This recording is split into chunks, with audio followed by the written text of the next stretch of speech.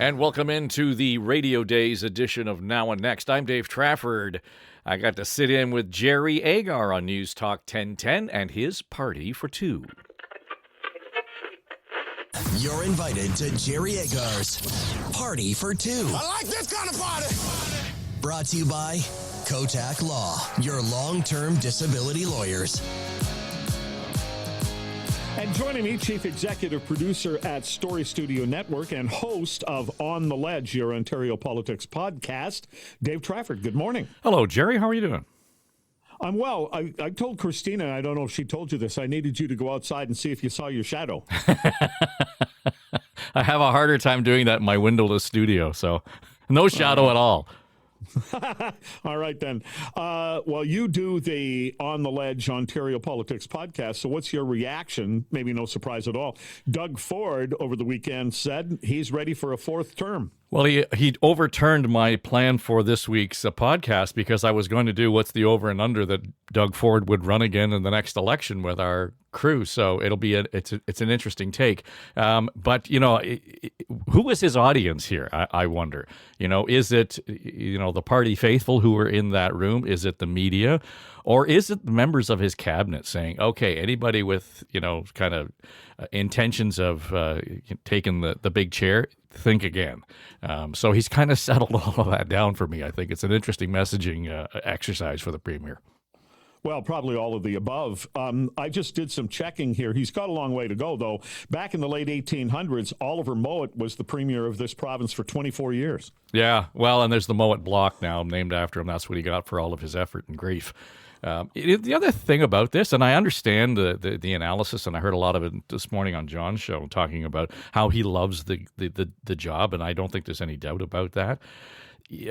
But this is a taxing job. I mean, holy cow. The idea that you would love to keep doing the job is one thing. The ability to commit to that in terms of your own health, well-being, and psychological well-being, to me, it will be the real test. So pushing 10 years in the Premier's office, I think, I wouldn't be surprised to say, rethinking this, then the family's going to take priority. And I don't think that's a criticism of him. I just think right now he's the populist guy saying a populist thing. Okay, but have you spent any time with him personally since he was first elected? No. He when I was doing the morning show on the weekend, he used to call the show just randomly, but that was as close as I got to it. But so, he was the guy who was plugged in. Here's what I think, because I have spent some time with him. He really likes it. Yeah. Well, you'd have to. Well, that's what I'm saying, right? Yeah. I mean, I think we could probably say the same thing about John Moore. You got to really want to be getting up and having those hours in terms of, your lifestyle and everything else. But when you're doing it and you love doing it, why not keep doing it? But I think at some point it will be one of those things where he's going to have to make a decision for himself and for the party. Olivia Chow has the new budget out. Here's what she said. There are some minor changes in it. The key thing, though, that is not changing is the making life affordable for everyone because the cost of living is so high. You walk into grocery stores, look at coffee, cucumbers, fruits, and oh my gosh. Okay, Olivia, why don't you look at the cost of housing? She has raised taxes 20% in 2.5 years, and she's trying to tell us she just made life more affordable? Yeah, it's interesting. We were talking to some friends about real estate, and we're all at kind of a stage in our life where people are starting to downsize and so on, and you begin to look at the actual property tax that you're paying for a home that only two people are living in, and part of that's a huge deal. It only goes back to my whole notion, Jerry, that the property tax is the most regressive tax, period, that we pay. Say what you will about income tax or added value tax, at least there is some context for the tax that I am paying.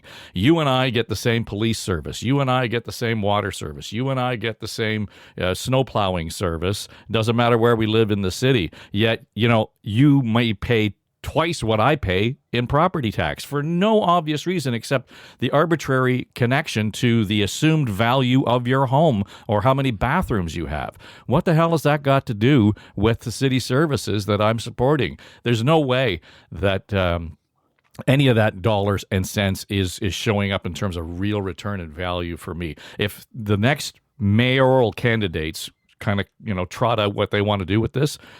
I'd be really interested to hear somebody say, I'm going to cut your property tax in half and I'm going to create added value taxes to, whatever it is, hotels or restaurants or whatever. At least there's a consumption involved there and it's related to what you are spending. Right now, property tax to me completely irrelevant. We should be banging the drum here to really reform that whole system. Yeah, I don't know how people would react to the hotel part, but restaurants are already closing at too high a rate. So adding tax to them wouldn't sell as far as I'm concerned. By the way, I know that your podcast, which is a show as well here on Saturdays on News Talk 1010, concentrates mostly on provincial politics. But do you think, A, Chow's going to run, and B, other than Bradford, who's running against her? I think she is running, and I, quite frankly, I think obviously Bradford's going to run. The noise around John Tory's candidacy just doesn't go away. So I don't know who is sitting in the weeds on this, but part of this is who wants the job. We're back to the premier question about do you really got to love it to want to do it, and to put yourself through that over and over again, I think would be a real challenge for anybody. But boy, literally, if it comes down to Olivia Chow and Brad Bradford, we live in a city of 3 million people. These are our two choices. Well, I think Bradford's a nice guy. I mean, I see him Sure, around here. I've had coffee with Brad. Good guy. I like him. Yeah. Okay, he can't beat Olivia Chow. No, I think you're probably right. Yeah. Canada's immigration minister says universities and colleges struggling to balance the books after federal cuts to the international student program will have to turn to their provincial governments for financial help. Is that fair? Well, it is in as much as the funding of the universities is is pretty much held by the provinces, and that's the provinces pulled back on their funding when they realized that the international students were a cash cow for the universities. So everybody was in it for themselves here.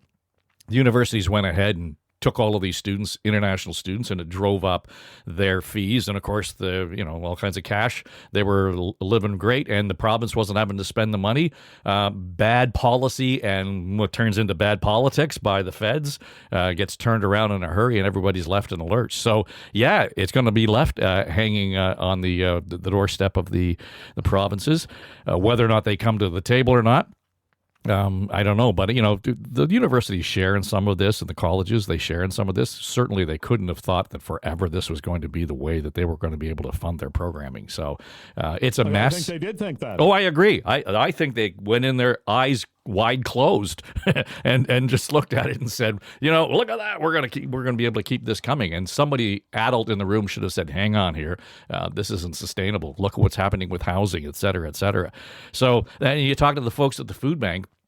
They were the current indicators in terms of what was going on. They could have told you, years ago, this is not sustainable because there are more and more international students lining up for food at food banks because they don't have the wherewithal to feed themselves and house themselves at university.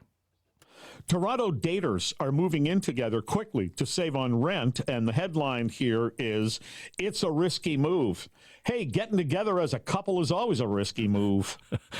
We're coming up to 44 years married in June, Jerry, and we're just kind of getting to the hang of this living together thing. So now that the kids are out? Kids are gone. Yeah, no, it's all good. When you read through the article, it's an interesting take on, the whole new roommate model.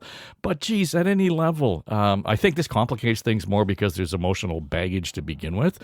But holy cow, if you're not asking the right questions to begin with in either of those relationships, where you're going to go, they're bound to fail. So, cute idea, but it really underlines, I think, the desperation around, a certain demographic trying to get into affordable housing, no matter where you are in the country. Sure. It might be a lot safer to look for a roommate, not to move in a lover. Agreed. And I think that model, but again, you would ask the questions. Okay, Jerry and I, you were going to move in together. Here's how we're going to manage our finances. Here's how we're going to manage the fridge. Here's how we're going to manage, the housekeeping and the laundry and all of that stuff. That would be set up front. Okay, we agree. We move on. But the other way around, I think, is a challenge. If it's you and me, Dave, one thing's looked after. I don't find you that attractive. I'm not offended.